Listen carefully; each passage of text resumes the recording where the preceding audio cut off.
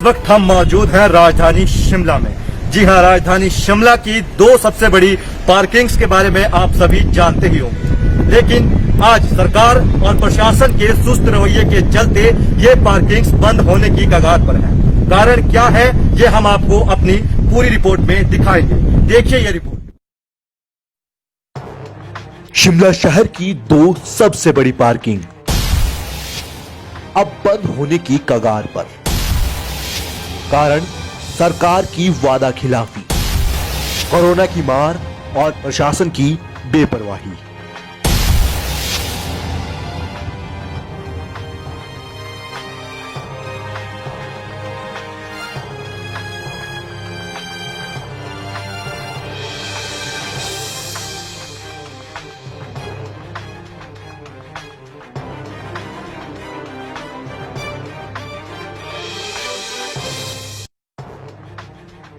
Bank के हमारे accounts almost NPA हो चुके हैं। प्राइवेट प्रॉपर्टीज बेच के कुछ पैसे बैंक को दिए थे, अब वो दोबारा उसी पोजीशन पे आ चुके हैं। वो कोई फर्क नहीं पड़ रहा है क्योंकि इनके तो पैसे लगे नहीं। हम इन्वेस्टर इन्होंने बुला के हमारे साथ तो काफ़ी चीटिंग। आने वाले में तो ये प्रॉपर्टीज बैंक टेक ओवर कर लेगा और ये जीरो हो जाएंगी। और प्लस आज के बाद मुझे नहीं लगता कोई भी अच्छा इन्वेस्टर हिमाचल में आना चाहेगा। लोगों के साथ एक तरह से चीटिंग करते हैं।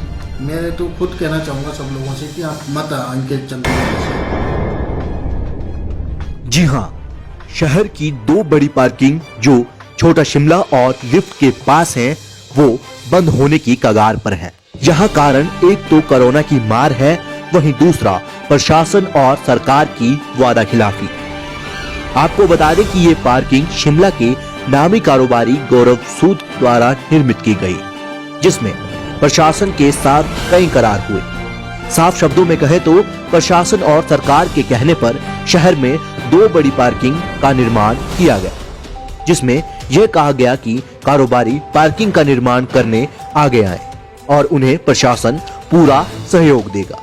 ऐसे में शिमला के नामी कारोबारी गौरव सूद ने इस प्रोजेक्ट को पूरा करने का जिम्मा लिया और शहर में दो बड़ी पार्किंग को बनाया।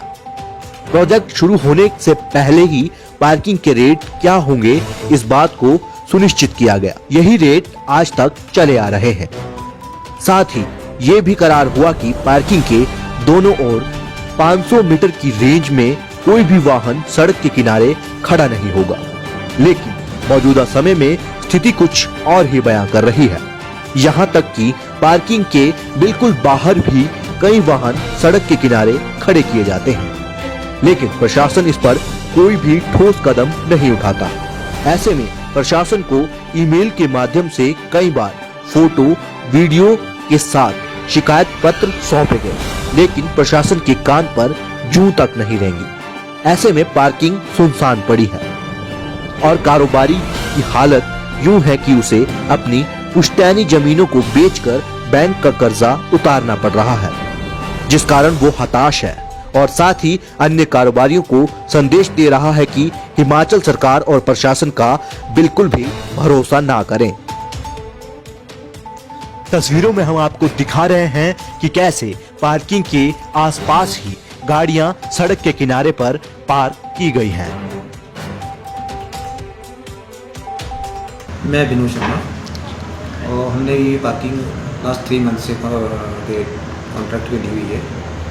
तो समस्याएं तो यहाँ बहुत सारी हैं, क्योंकि हमने प्रशासन को भी, पुलिस थाने को, लोकल को, उनको भी कई बार आगाह किया कि यहाँ पे जो आउटसाइड जो गाड़ियाँ सड़कें में लगती हैं, बट आज तक वो कुछ नहीं हुआ उन चीज़ों पे। तो हम बार बार थाने में भी जाते हैं, जो ट्रैफिक है उनको भी बोलते हैं, ट्रैफिक इंचार्ज की बात करते हैं, बट वही है, कभी होते हैं चालान, कभी नहीं होते हैं। बट हमारी जो पार्किंग है 6 फ्लोर है हमारे पास 2 ही फ्लोर और भी चलते हैं, जो भी वर्किंग में आते हैं, कोई लोग आते हैं चले जाते हैं। नीचे फ्लोर सारे हमारे खाली होते हैं। प्रशासन को भी हाई कोर्ट में देखते हैं, जैसे जैसे कि हमारे पास भी जिन सर से हमने कॉन्टैक्ट किया है, उसकी कॉपी भी हमारे पास है, जो 500 मीटर की है।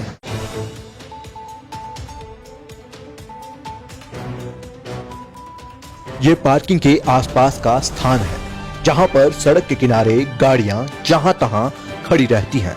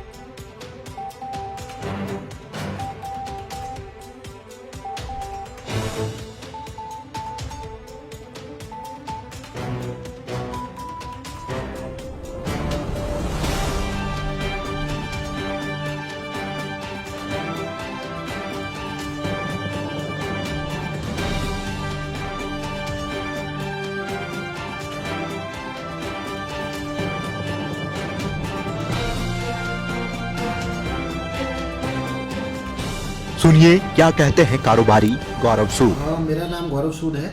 तो मैं डायरेक्टर हूँ छोटा शिमला प्रोजेक्ट्स प्राइवेट लिमिटेड और शिमला टूल्स प्राइवेट लिमिटेड में। ये दोनों प्राइवेट लिमिटेड कंपनीज हैं। हमें एज ए इन्वेस्टर बुलाया गया था हिमाचल प्रदेश में।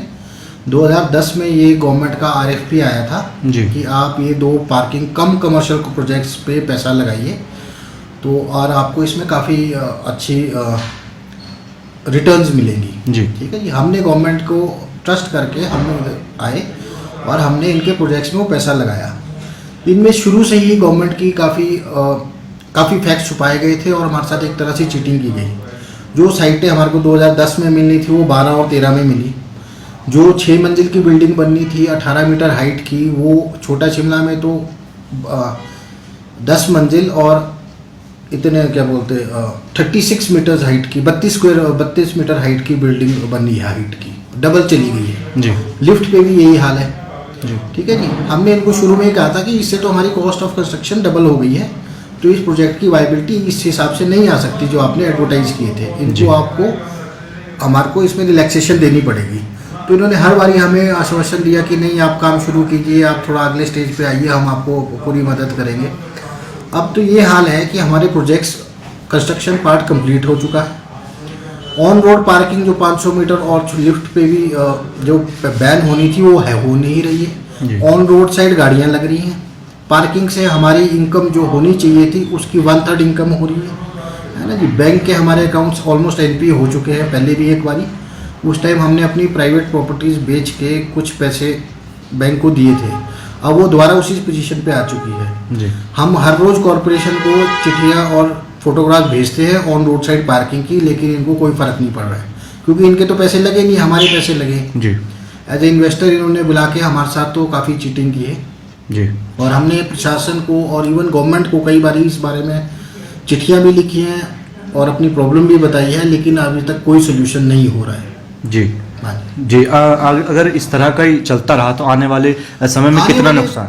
आने वाले में तो ये प्रॉपर्टीज बैंक टेक ओवर कर लेगा और ये ज़ीरो हो जाएंगी। और प्लस आज के बाद मुझे नहीं लगता कोई भी अच्छा इन्वेस्टर हिमाचल में आना चाहेगा क्योंकि गवर्नमेंट का अगर यही रवैया रहा तो ये तो लोगों के साथ एक तरह से चीटिंग करते हैं। मैं तो खुद कहना चाहूँगा सब लोगों से कि आप मत इनके चंगुल में फंसिए जी और अपना बचाव आप खुद कीजिए। जी। एक चीज़ और, क्योंकि अगर शिमला की बात करें तो यहाँ पर पार्किंग एक बहुत बड़ी समस्या है। ऐसे में आप 2 बड़ी पार्किंग चलाते हैं या आपके अंदर वो आती हैं जो जिसमें कि काफ़ी गाड़ियाँ लगने की जगह है। ऐसे में अगर ये पार्किंग बैंक ने टेक ओवर कर ली तो कहीं ना कहीं एक जो दूसरी समस्या भी खड़ी होने का, ट्रैफिक की समस्या या पार्किंग की समस्या, जाहिर सी बात है कि खड़ी हो जाएगी। वो तो डेफिनेटली होगी। वो तो इनको देखना है ना, इन्होंने पैसे लगवाए हैं। अब इनको लगता है कि पार्किंग के रेट ज़्यादा हैं, अगर इनको फ्री में ही लगवानी है तो हमारे पैसे दें, हमारे को विद इंटरेस्ट हमारा पैसा दे दें और ये लगवाते रहे मुफ्त में गाड़ियाँ लोगों की। हमें उससे किसी से कोई दुश्मनी थोड़ा नहीं है।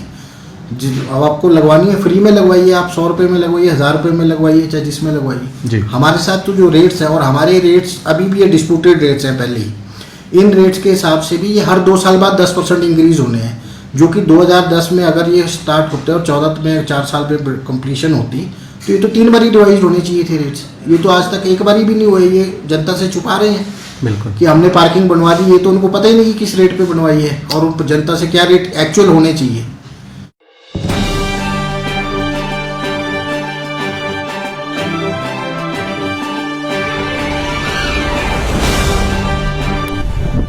अगर प्रशासन और सरकार का यूं ही सुस्त रवैया चलता रहा तो इन्वेस्टर यहां पर आने से डरेगा और कोई भी कारोबारी सरकार के साथ नया कारोबार शुरू करने से घबराएगा। ऐसे में सरकार को समय रहते इस बात को समझना होगा कि किस तरह से कारोबारियों के साथ धोखाधड़ी ना की जाए, अन्यथा आने वाले समय में सरकार को इसके बहुत गंभीर परिणाम भुगतने होंगे।